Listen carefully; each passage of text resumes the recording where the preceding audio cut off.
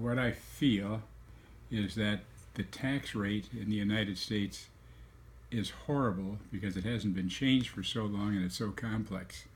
And this involves not only corporate taxation, which is too high and makes us uncompetitive in the whole world, but also it's the individual taxation. The corporate taxation has to be cut down to 20% to be competitive with the rest of the world, and therefore do away with all the deductions and exclusions that you now allow those companies. So you won't be costing any more money. You just be getting it down to a better rate.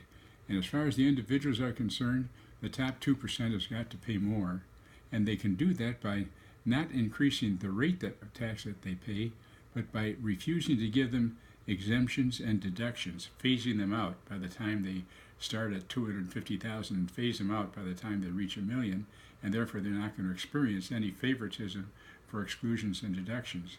And when you do that, and then you start also taxing them for the things that they get, which they pay very little for, like I pay very little for my medical insurance. I should be paying double what I pay, but because of my income, and that's what should happen too. So you start charging people who make the money, who can afford it, you start charging them more for gifts that the government seems to be giving now.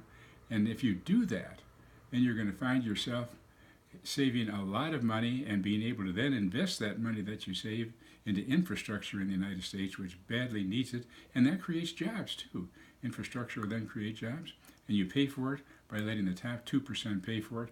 And also the top 2%, I'd say in that top 2%, you're going to have a 10% tax rate for a short period of time, 5 to 7 years. Just do it for a short period of time, but just let them know that that's what you can do. If you need to, you're going to hit the top tax rates to pay for whatever needs to be done. And just a temporary tax rate of additional 5 or 10%, just so they know that it's not part of the basic tax rate, just an additional one. So that's what I think about taxes.